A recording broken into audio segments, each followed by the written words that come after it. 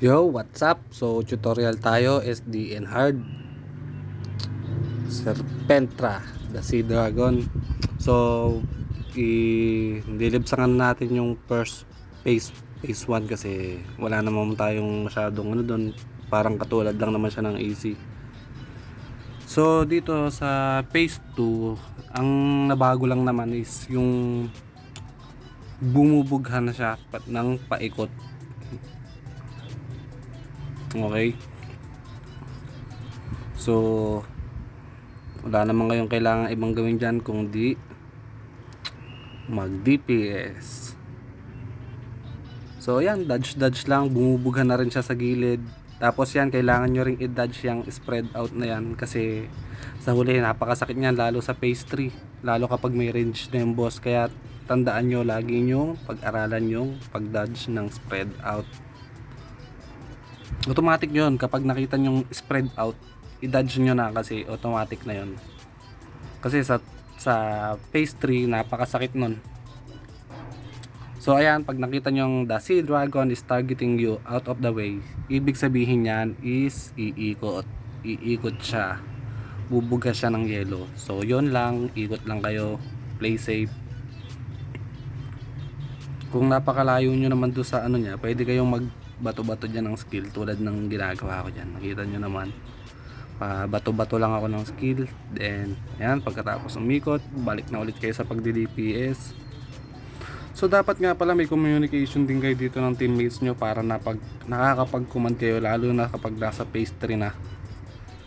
Tapos kailangan nyo magtira dyan ng mga skills and buff pag dumating na sa times 3 ang buhay, para ma-burst nyo yung tatlong butiki.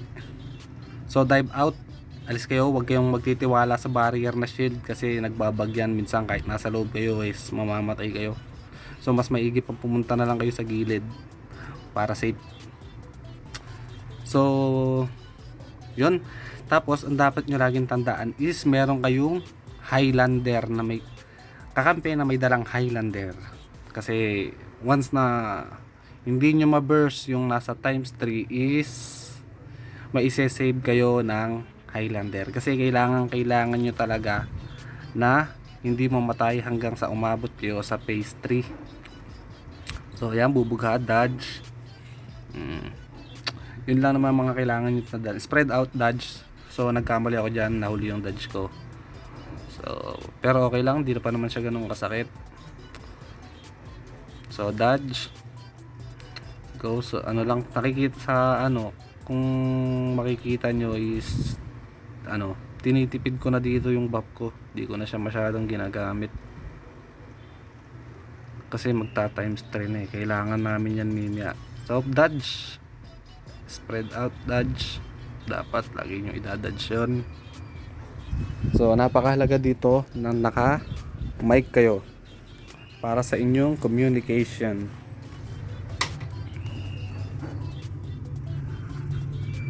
So yan, wala naman tayo masyadong kailangan pang malaman dito na kailangan yung i-dodge. So paulit-ulit lang naman yan.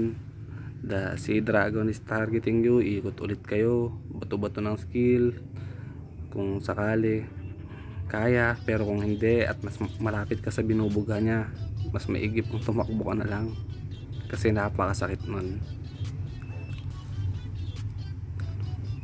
So ayan na, magpe-phase 3 na. So makikita nyo, tinitipid na namin dito yung ulti namin. Wala nang gagamit dyan ng ulti tsaka ng skill na matagal mag cooldown dahil gagamitin namin yan. So magpe-fail kami dyan eh. So makikita nyo sa times 3 kung bakit mahalaga ang Highlander. So yung sa mga hindi nakakaalam, ang may Highlander po is yung mga mercenary. Sila po yung may Highlander na skill.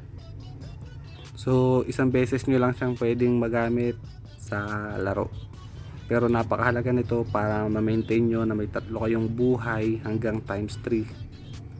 Kasi mimya is napakarami nyo nang idadodge dun.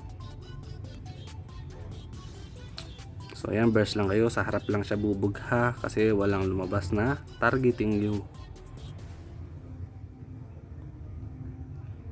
So ayan, times 3 na. Aalis na yan, mapupunta na kayo sa kakaibang dimension. So makikita nyo yung sinasabi ko kung bakit napakahalaga ng Highlander.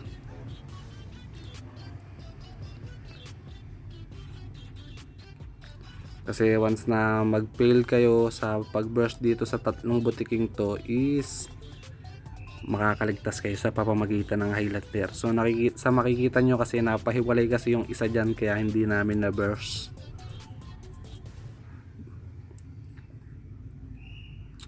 Hindi umabot,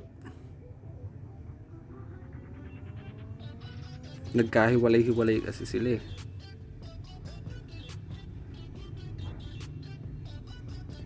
So ayan, hindi umabot. Makikita nyo ang kahalagahan ng Highlander. So yan yung Highlander, may matitira sa inyong HP. Lahat kayo is makakaligtas. So ready sa heal dapat. Yung Saint, heal agad. Huwag nyo muna kayong aalis sa pwesto nyo, kasi nga pag umalis agad kayo, baka mawala kayo sa loob ng barrier. So huwag na muna kayong magsigalaw pagkatapos nyo makaligtas doon, dahil bubuga siya ng ganyan. So ayan, tandaan nyo, dito ang pinakamagandang pwesto palagi sa kanan, kasi kitang kita nyo kapag magwi-whip siya. So baling sakit kasi nung whip na yun.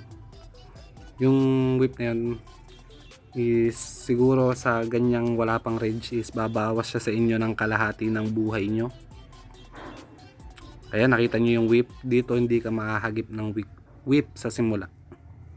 Hindi ka dito hagip. Kaya dito pinakamagandang pwesto sa una. Kasi sumisikip yan na sumisikip. Spread out, hindi ko yan na-dodge. Nag-error ako dyan. Nakita nyo kung kanong kasakit. Nakalmot pa ako. Nahagip ako ng kalmot niya. So lalayo na ako. Pwesto na ako dito sa may buntot. Lalong mimiyat dyan na ako pwesto sa may buntot para safe.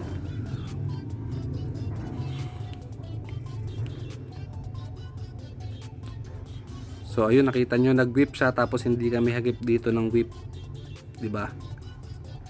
So kami na lang nagko-command dito na kapag magwi-whip, kasi kitang-kita namin. So wag kayong magpapadala nga pala do sa fake niya.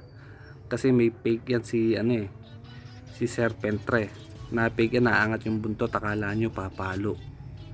Pero aangat lang pala, tapos mamukat mo kasunod nun, is papalo na pala. Tsaka sa napansin ko dito is yung mechanic ng yung pagkasunod-sunod ng whip niya is kada magbubuga siya ng yelo sa harap kapag umikot siya, and kapag bumuga siya dito sa gilid, asahan nyo may sasunod na whip. Ayan, makikita nyo dyan, makikita nyo dyan pagbaba nyan, matic is magwi-whip siya dyan. So gigilid lang kayo kasi dadive siya dyan. Ayan na. So tignan nyo, sigurang sa pagkakaalam ko kasi kada siya, ayan makikita nyo nag-whip siya. So kada magkakas siya ng skill is ayan, tulad niyan, pag ikot niyan tapos pagbaba niya, tandaan nyo magwi-whip yan. So sa nakikita nyo nga pala doon sa likod, yung parang flood yan, flood. Huwag kayong didikit doon kasi napakasakit nun. Tunaw ang buhay nyo doon. So ayan, makikita nyo magwi-whip siya dyan, itadodge ko yan. So dodge para ma-immune. Kapag hindi nyo na-dodge yun, is pwede kayong ma-one hit nun. So dito hindi pa naman siya ganun kasakit kasi wala pa siyang rage. Nung una hirap na hirap din kami dito, kasi nga nakakalito yung kanyang buntot dahil doon sa pag-angat ng buntot niya. Akala namin magwi-whip. So lagi nyo lang tandaan yun. Ayan, so tignan nyo, magwi-whip ulit yan. Hindi, dadive pa lang muna siya. So bumuga siya sa harap. Pagkatapos ng bughan niya sa harap, magwi-whip ulit yan. Ayan na, whip, dodge. Kita nyo yun. So yun lang naman yung mga kailangan nyo tandaan dyan. Medyo mahirap siyang sauluhin, lalo na kapag nadadala kayo doon sa fake ng buntot niya kapag umaangat. Panlito kasi yun eh. So dito pinakamagandang pwesto, sinasabi ko sa inyo, dahil hindi kayo hagip at kitang kita nyo kung magwi-whip bubugha. Advance yung dodge ko, so papalo yan ng buntot ngayon. Pak! So, di ba kita nyo, hindi kami hagip dito sa gilid. So, yun. Yun lang naman ang kailangan tandaan dyan. Napakabilis lang ng Serpentra. So, sana may natutunan kayo. Pasensya na kung medyo magulo ako magpaliwanag. Sana mag-subscribe kayo sa channel ko at may natutunan kayo sa mga pinagsasabi ko. Yun lang. Peace out. Bye bye.